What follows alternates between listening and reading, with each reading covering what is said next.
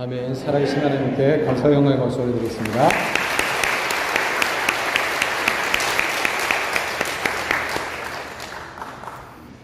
네, 오늘 본문 이사야의 말씀입니다.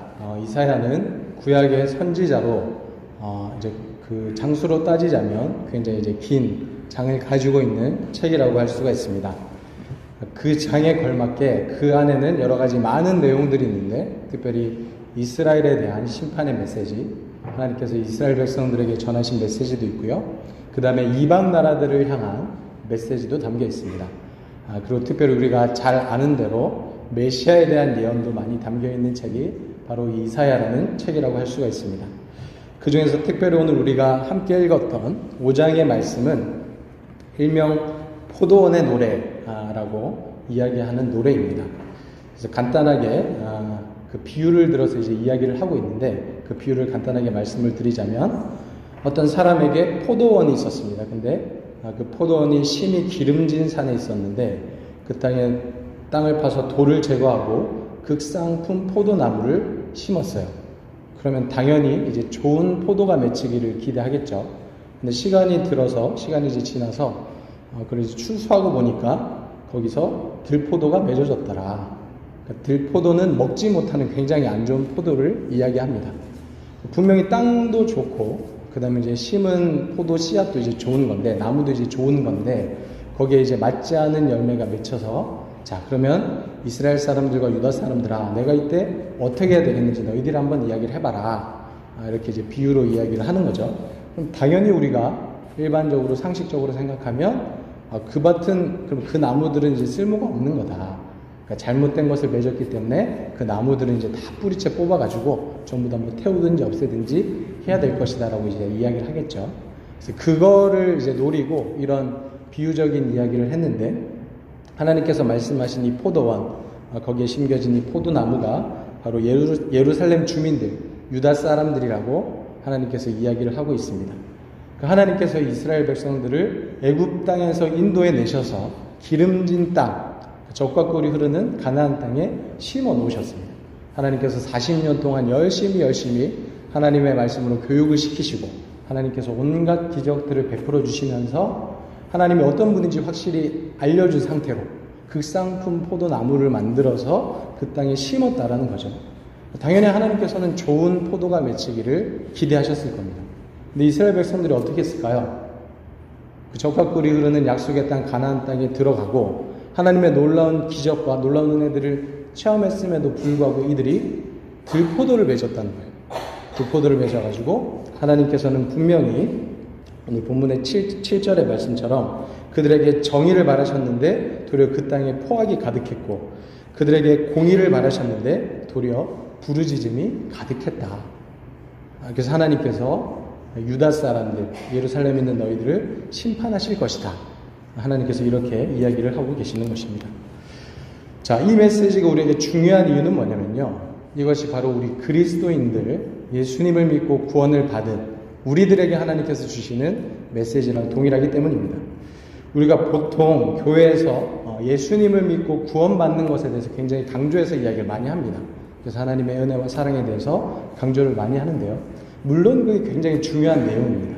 근데 거기 못지않게, 아니면 어찌 보면 그 이상으로 우리에게 또 중요한 메시지가 뭐냐면, 그렇게 하나님의 백성이 된 우리들이 어떻게 살아야 되는가, 어떤 사명감을 가지고 살아야 되는지, 거기에 대해서 우리가 아는 것도 사실은 굉장히 중요한 이야기죠.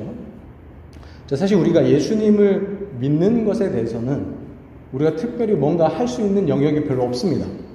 그죠?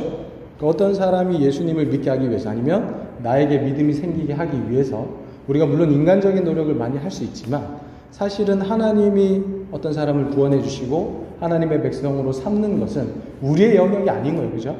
하나님께서 선택하시고 하나님께서 불러주셔야지 그 사람이 하나님의 백성이 되고 하나님께 구원을 받는 사람이 되는 겁니다.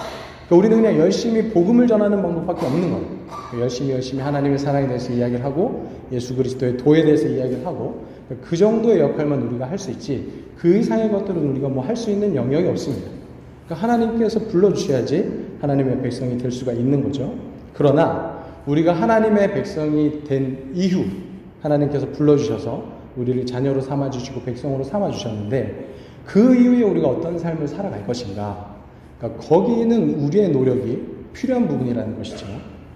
자, 우리가 이스라엘 백성들을 생각 한번 해보겠습니다.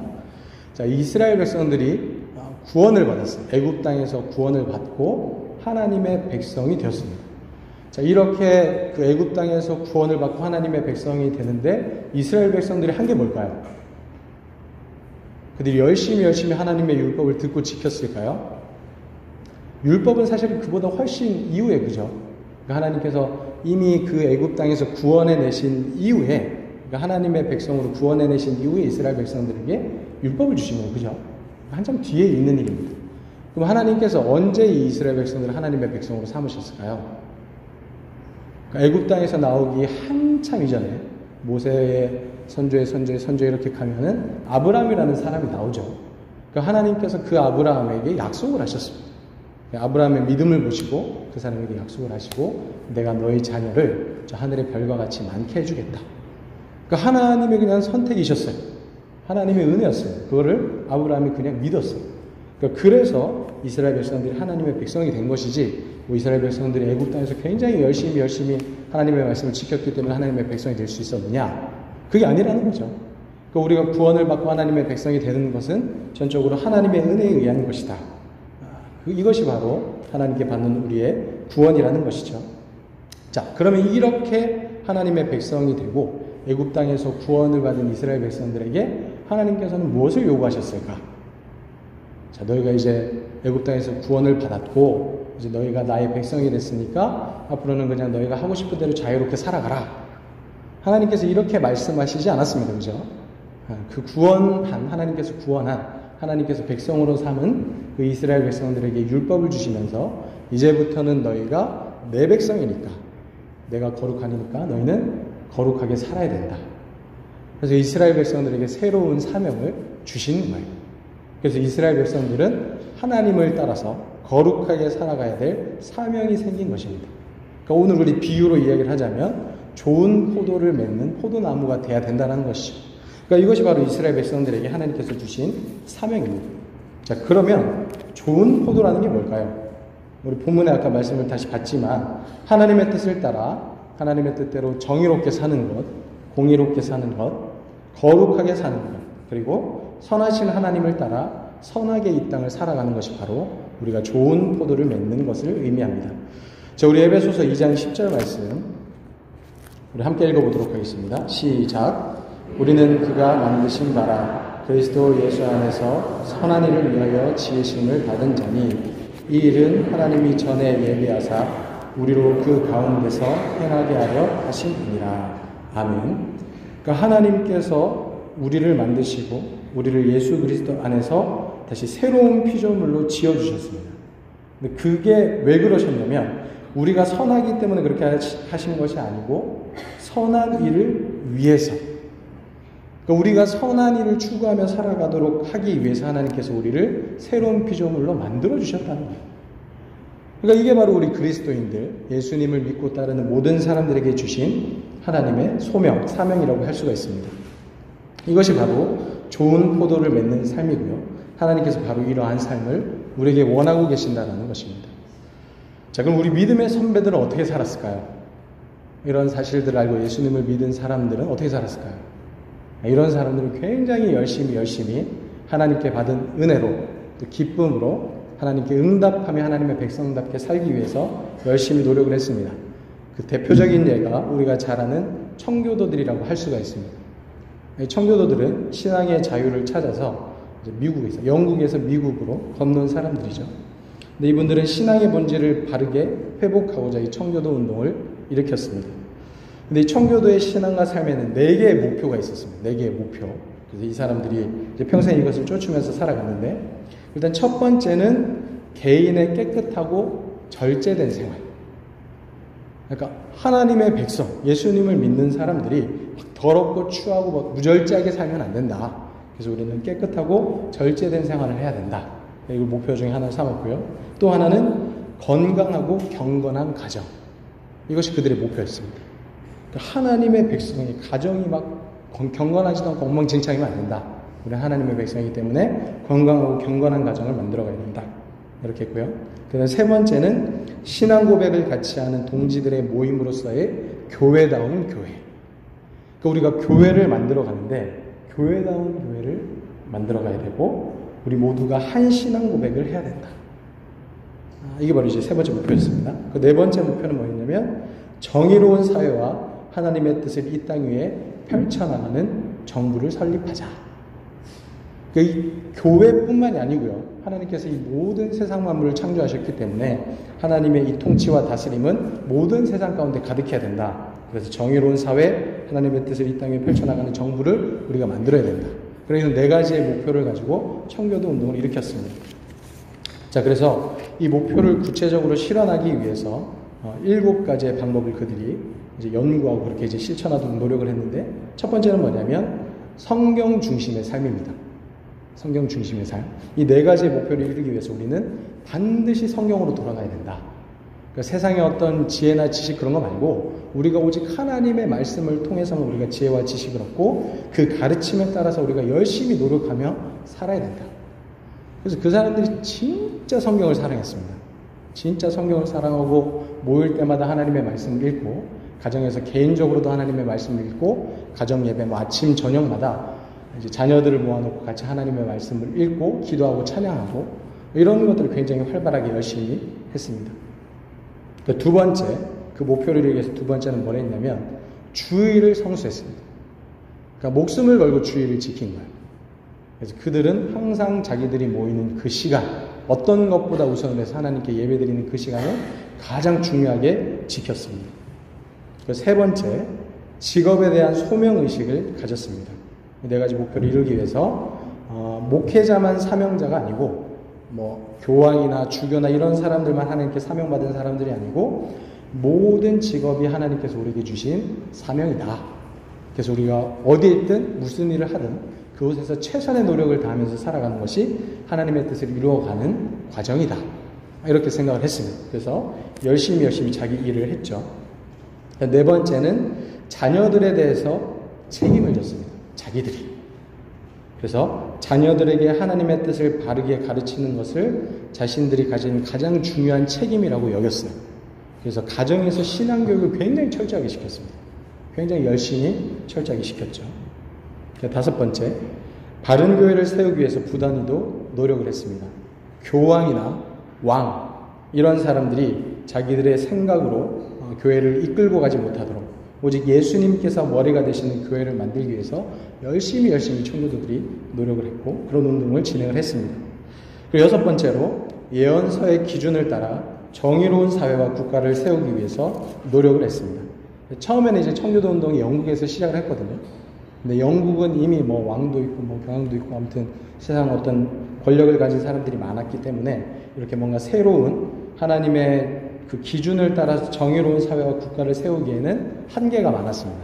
그래서 굉장히 제한적인 영역만 그렇게 해서 사실은 실패를 했고요. 그 사람들이 미국으로 넘어가서 미국에서 아예 새로운 국가를 세웠잖아요. 그래서 그 새로운 국가를 세울 때 그 건국 이념을 이렇게 세운 거예요. 하나님의 말씀, 예언서의 내용을 따라서 우리가 정의로운 사회, 국가를 세우자. 그래서 이것이 바로 미국의 건국 이념이 되었습니다. 그리고 마지막 일곱 번째는 재물에 대한 청지기 정신, 그리고 11조 생활을 강조했습니다. 교회 돈을 많이 갖다 바치고 이런 게 아니고요. 우리에게 주신 이 모든 물질이 다 하나님의 것이다. 하나님께서 우리에게 주신 것이다. 그렇기 때문에 우리는 이 모든 것들을 하나님의 뜻에 따라 하나님께서 원하시는 대로 사용을 해야 된다. 끊임없이 이제 자기의 소유권을 이제 배척을 하는 거죠. 그래서 우리는 청지기이다. 그리고 하나님께서 주신 것 중에 10분의 1을 당연히 하나님께 드리는 것이 맞다. 이런 것들을 굉장히 강조했습니다. 자, 이렇게 네 가지 목표를 이루기 위해서 7가지를 했는데, 여러분 어떠십니까? 이 이야기를 쭉 들으면서, 와, 진짜 율법적이다. 율법주의적이다. 이런 생각이 드세요? 아니면, 그렇지. 그 정도는 우리가 해야지. 이런 생각이 드세요? 네, 우리가 때로는 이런 것들을 굉장히 이제 율법주의라고 이제 생각하기 쉬운데, 사실은 이제 성경에서 말하는 율법주의는 이런 어떤 우리가 당연히 해야 될 책임들에 대해서 이야기를 하는 걸 율법주의라고 하잖아요. 성경에서 배척하고 있는, 그리고 조심하고 있는 그리고 사도 바울이 굉장히 경계하고 있는 율법주의는 뭐냐면 우리가 이런 것들을 통해서 우리의 구원을 이루어가자. 우리가 이런 것들을 열심히 해야 구원을 받을 수 있다. 이게 율법주의예요. 그거는 분명히 잘못됐습니다. 그러니까 우리가 구원을 받기 위해서 이런 것들을 열심히 노력하는 게 아니에요. 이런 것들은 구원받은 하나님의 백성이 하나님의 은혜에 감사하며 하나님의 백성답게 살아가기 위해서 지키는 거예요. 왜냐하면 하나님께서 이런 삶을 기뻐하시니까. 또 하나님께서 이런 삶을 우리에게 원하고 계시니까. 그래서 우리가 기쁨으로 자발적인 마음으로 감사하는 마음으로 이렇게 지키는 거죠. 청교도들은 어땠을까요? 청교도들이 처음에 이런 원칙들을 막 세울 때 우리가 이거 열심히 지켜서 우리가 구원받자 이렇게 했을까요? 자, 이 조항들 우리가 열심히 지켜가지고 우리가 구원을 이루자. 우리 하나님의 백성이 되자. 이렇게 했을까요? 분명히 아니었을 거예요. 그죠? 청교도 사람들은 이미 자기들 하나님의 백성이라는 의식이 있었기 때문에 자, 우리가 하나님의 백성으로 어떻게 하면 하나님을 기쁘시게 하면서 살아갈 수 있을까? 자, 그런 치열한 고민 속에서 이런 것들이 나온 거예요.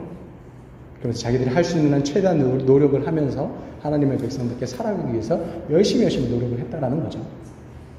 유대인들이 가지고 있는 여러 가지 많은 책들이 있습니다. 뭐 탈무드도 있고요. 여러 가지 성경의 주석서들이 굉장히 많아요. 근데 거기 보면은 우리가 지금 생각하기에는 야, 진짜 뭐 말도 안 되는데 이런 것까지 왜 이야기를 해야 되나라는 조항들도 분명히 있습니다. 예를 들면 하나님께서 안식일을 거룩하게 지켜라 라고 이야기를 했습니다. 안식일을 거룩하게 어떻게 하는 게 거룩하게 지키는 거예요, 여러분? 무조건 쉬면 됩니까? 안식일에 일을 하면 안 되는데 어디까지가 일을 하는 걸까요? 우리가 밥을 먹기 위해서 밥을 하는 것까지가 일일까요? 아니면 내가 뭔가 이제 밥을 먹고 간식을 먹는 것까지가 일일까요? 아니면 후식으로 커피를 마시는 것까지가 일일까요? 잘 모릅니다. 그죠? 하나님께서 거기에 대해서는 뭐 완벽하게 막 구체적으로 다 얘기하시지 않았기 때문에 안식일을 거룩하게 지켜라. 안식일은 일하지 말아라. 하나님께서 그렇게 주셨기 때문에 그러니까 유대인들이 굉장히 치열하게 고민을 한 거예요. 자, 그러면 우리가 하나님께서 이렇게 말씀하셨으니 우리 이거를 구체적으로 어떻게 지키는 걸까? 어디까지 하는 게 일이고 어디까지 하는 게 일이 아닐까? 그러니까 이런 치열한 고민들이 있었던 거예요. 그러니까 처음에는 저도 이제 유대인들이 그런 걸 만들어 놓은 걸 보고 야, 이 사람들 진짜 할 일이 없나 보다. 이렇게 이제 생각을 했거든요. 근데 나중에 이제 시간을 지나면서 생각을 해보니까 이 사람들이 딴 건 몰라도 진짜 하나님에 대해서 사모하는 마음이 있었구나. 그래서 그런 조항들을 만들 때 얼마나 치열하게 자기들끼리 토론을 했겠습니까? 그죠? 그래서 안식일에 몇 걸음을 걸어가면 일이고 몇 걸음까지가 괜찮아. 이런 것들을 자기들끼리 얼마나 열심히 막 치열하게 고민을 했겠어요. 사실은 그런 게 이제 처음에는 하나님을 향한 사랑, 하나님의 말씀에 대한 사모함, 그러니까 거기서부터 이제 시작이 됐던 거죠. 근데 그거를 나중에는 이제 그런 것들을 율법처럼 해서 다른 사람들에게 굴레를 씌웠기 때문에 예수님께서는 그것에 대해서 비판을 하셨다라는 것이죠. 그러니까 이렇게 하나님의 백성이기 때문에 우리가 하나님을 사랑하기 때문에 하나님의 말씀을 어떻게 구체적으로 실현하면서 살아가야 될까 이렇게 고민하는 것은 우리가 당연히 해야 되는 몫이다라는 것입니다. 자, 바로 이런 삶을 그리스도인으로 부르심을 받은 우리에게 하나님께서 원하고 계신다는 거예요. 그러니까 지금도 마찬가지입니다. 지금도 하나님의 백성으로 부르심을 받은 우리, 예수님을 따라가는 우리에게 하나님께서 원하시는 삶의 모습이 있다는 거예요. 거룩한 삶, 이 세상과 구별된 삶, 하나님께서 바라시는 정의와 공의를 세워가는 삶, 그것을 하나님께서 원하고 계십니다. 그래서 청교도들의 어떤 신앙, 그들의 삶을 따라서 이야기를 하자면 하나님께서는 지금도 우리 각 개인의 깨끗하고 절제된 생활을 원하고 계세요. 우리가 예수님을 믿노라 하고 깨끗하지 않고 더러운 삶을 살아가고 절제되지 않은 무절제한 삶을 살아가는 것을 하나님께서 기뻐하시지 않습니다. 분명히 하나님께서 우리에게 깨끗하고 절제된 생활을 원하시고 계십니다. 네, 그렇게 하기 위해서 우리가 특별히 조심해야 될 건 뭐냐면 제가 생각하기 크게 한 두 가지 정도가 있는데 첫 번째는 음란입니다. 음란. 성적인 타락이에요. 이거는 가정을 깨뜨리고 사회를 어지럽게 만듭니다. 그래서 우리는 반드시 음란을 멀리해야 됩니다. 두 번째는 술입니다. 술. 이 중에 좋아하시는 분들이 있을 수도 있는데 근데 우리 그리스도인들은 술을 멀리해야 돼요. 왜냐하면 이것으로 하여금 사람들이 무절제한 생활을 하게 만들기 때문이에요. 자, 우리 얼마 전에 제2의 윤창호법이라는 게 제정이 됐습니다. 혹시 여러분들 아세요? 윤창호라는 사람이 군인인데 군인이었는데 상병이었어요. 이 사람이 휴가를 나와가지고 부산에서 열심히 이제 이제 즐거운 휴가 기간을 보내고 있다가 갑자기 어떤 차가 자기한테 달려들어가지고 이 사람을 친 거예요. 근데 이제 너무 심하게 치여가지고 죽은 거예요. 근데 알아봤더니 그 운전을 한 사람이 술을 먹고 운전했어요. 술을 먹고 운전을 해가지고 사람들이 굉장히 막 청원하고 막 이래서 제2의 윤창호법이 제정이 됐는데 그게 뭐냐면 음주 운전에 대한 이게 굉장히 강화가 됐습니다. 그래서 원래는 면허 취소가 혈중 알코올 농도가 0.10%, 0.10%일 때 면허가 취소가 됐는데 윤창호법에 의하면은 이게 이제 0.08%로 낮춰졌어요. 그리고 면허가 정지되는 수준도 원래 0.05%였는데 이게 0.03으로 줄었습니다. 이렇게 감이 안 오시죠? 여러분들이 이제 술을 잘 안 드시니까요. 그래서 간단하게 이제 그 비유를 들어서 말씀을 하자면 거기서 이제 이야기했어요. 그래서 소주 한 잔을 마시면은 0.03%가 넘어갑니다. 맥주 한 캔, 와인 한 잔, 그게 바로 0.03%가 넘어갑니다. 이게 뭐냐면요, 사회적인 합의, 우리 사회법에서도 뭐라고 이야기를 하느냐. 자, 여러분들이 술을 한 잔 하면 그 사람의 생각과 이성이 마비가 된다. 최소한 정상은 아니다. 그래서 그 상태에서 운전하는 것은 굉장히 위험한 일이다. 다른 사람들에게 피해를 끼치는 일이다. 그렇기 때문에 당신들은 그렇게 하면 안 된다. 그러니까 이거를 사회적인 법 조항으로 만들어낸 거예요. 자, 우리 그리스도인들, 우리들은 어떻게 될까요? 사회법이 요구하는 게 그겁니다. 근데 우리는 그것보다 더 깨어 있어야 되는 사람이잖아요. 하나님의 진리를 이 땅 가운데 전파하는 사람들이에요. 우리는 더 깨어서 훨씬 더 그들보다 정신을 바짝 차리고 이 세상을 바라보고 영적으로 깨어 있어야 되는 거예요. 그래서 술은 멀리 해야 되는 거예요. 우리 그리스도인들이 술을 가까이 하면 안 돼요. 우리의 이성이 마비가 되고 진리에 대한 감각이 마비가 됩니다. 우리는 끊임없이 이런 것들을 멀리하고 깨끗하고 절제된 생활을 해야 한다는 것입니다. 두 번째, 하나님께서는 우리가 건강하고 경건한 가정을 이루길 원하십니다. 그래서 우리가 건강하고 경건한 가정을 이루기 위해서는 어떻게 해야 될까요? 열심히 노력해야 됩니다. 우리는 때로는 가정은 그냥 뭐 시간이 지나면 알아서 잘 되겠지라고 생각하는 경우가 있어요. 근데 그렇지 않아요. 노력 없이 지어지는 집이 있습니까? 가정이라는 집은요, 열심히 노력해서 우리가 지어나가야 되는 그런 곳이에요. 우리가 사회에서 열심히 일하고 다른 사람들에게 인정을 받는 만큼 우리가 열심히 노력해서 지어야지 건강하게 지어지는 것이 바로 가정이라는 공동체입니다. 우리 열심히 노력을 해야 되고, 특별히 부모님이 된 우리들은 우리 아이들에게 모범을 보여줘야 됩니다. 그래서 우리가 먼저 하나님의 말씀을 가까이 하고 하나님의 말씀을 읽고 그것을 아이들에게 가르치는 거죠. 그래서 아이들이 자연스럽게 보고 배울 수 있도록, 경건하게 하나님을 섬길 수 있도록 그렇게 우리가 가르쳐줘야 합니다. 근데 때로는 우리가 요즘에는 아이들을 학원에 많이 보내잖아요. 학교에 막 보내고 그럽니다. 그래서 부모님들이 부지 중에 뭐라고 생각하냐면, 그렇지, 교육은 학교에서 맡아서 해주고 학원에서 맡아서 해주면 되니까 집에서는 굳이 신경 안 써도 되겠지. 약간 이제 이렇게 생각하는 경우가 있을 수도 있습니다. 근데 때로는 이게 또 이제 신앙적인 부분까지도 가는 경우가 있어요. 그래서 교회학교 가면 되겠지. 일주일에 한번 교회 가서 거기서 하나님 말씀 듣고 거기서 이제 뭐 신앙적으로 잘하면 되겠지. 우리가 집에서 뭐 그렇게까지 할 필요가 있나? 이렇게 생각하는 분들이 있을 수도 있어요. 근데 그렇지 않아요. 하나님께서는 우리 자녀들에 대한 교육을 누구에게 맡겨주셨습니까? 부모에게 맡겨주셨어요. 부모가 아이들을 책임져야 합니다. 부모가 아이들을 신앙으로 교육해야 됩니다. 그게 하나님께서 우리에게 주신 사명입니다. 세 번째, 하나님은 교회다운 교회를 세우기를 원하고 계십니다. 교회다운 교회는 뭐냐? 예수님이 머리가 되시는 교회입니다. 예수님의 뜻대로, 하나님께서 원하시는 대로, 하나님께서 기뻐하시는 말씀대로 가는 것이 교회죠. 때로는 돈이나 권력, 이런 것들이 교회를 이끌고 갈 때가 있습니다. 얼마 전에 굉장히 큰 우리 교단에서 어려운 일이 있었는데, 우리가 잘 알고 있는 그 대형 교회가 이제 세습을 했죠. 세습을 해가지고 처음에는 총회 재판국에서 그들의 편을 들어줬습니다. 근데 그게 이제 총회에서 이거는 잘못됐다 라고 이제 이야기가 됐고, 그 다음에 다시 재판국에 모여서 이제 판결을 했는데, 거기서는 그나마 이제 최후의 자존심을 지켰습니다. 그래서 이거는 잘못된 것이다 그래서 그 교회는 다시 목회자를 청빙해야 된다. 지금까지는 이제 그런 결론이 나왔거든요. 근데 안타까운 건 뭐냐면은 그런 모습을 볼 때, 아, 교회 주인이 바뀌었구나. 이제 사람들이 예수님을 따라가는 것이 아니고 돈을 쫓고 사람을 쫓고 이렇게 권력을 쫓아서 가는구나. 그게 이제 너무 안타까운 거죠. 그래서 우리는 교회다운 교회를 세워나가야 합니다. 하나님께서 그걸 우리에게 원하고 계시는 거죠. 교회는 딴 거 없습니다. 예수 그리스도만 이야기하면 돼요. 그죠? 처음에 우리 그 예수님의 제자들이 그리스도인이라고 왜 불렸을까요? 예수님을 믿지 않는 사람들이 예수님의 제자를 보고 붙여준 별명이 그리스도인이거든요. 왜 그리스도인으로 불렀는지 아세요? 입만 열면 예수 그리스도를 이야기했거든요. 옆에서 이렇게 툭 치면 그냥 예수 그리스도 얘기하고, 아무튼 뭐 그 사람이랑 이야기하다 보면 항상 그리스도 이야기를 하는 거예요. 그래서 그 사람들이 처음에는 뭐 약간 조롱적으로 이야기를 했겠죠. 야, 저거 완전 맨날 그리스도 얘기만 하니까 좀 그리스도인이네.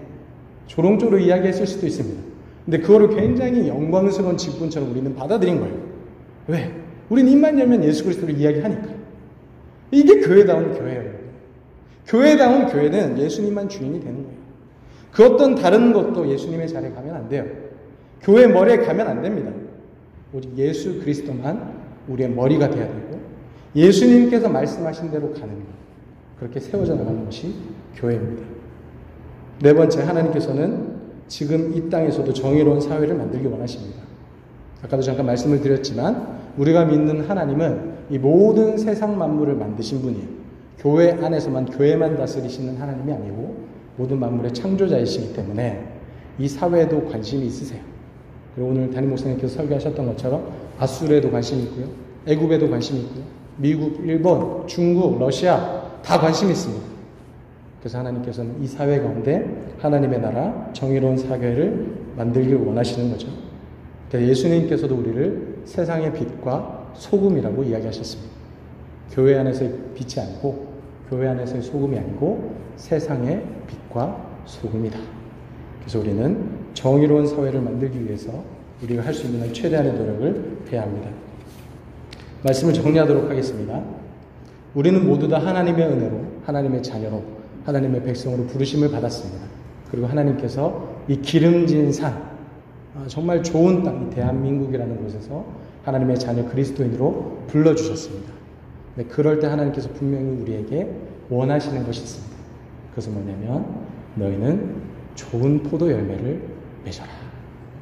내가 선하니 너희도 손을 쫓아 살아가고 내가 거룩하니 너희도 거룩한 삶을 살아가라. 왜냐하면 지금 이 세상은 그렇지 않으니까. 지금 이 세상은 나랑 원수가 돼서 계속해서 멀리 가고 있다. 그러니까 너희는 그들의 발걸음을 돌이킬 수 있는 그런 제사장의 역할을 해달라. 하나님께서 지금도 우리에게 말씀을 하고 계십니다. 그 사명을 기억하시고 그 사명에 따라서 이 세상 가운데 하나님의 나라를 확장시키며 나아갈 수 있는 거룩한 믿음의 백성들 다 될 수 있기를 주님의 이름으로 축원합니다. 기도하겠습니다.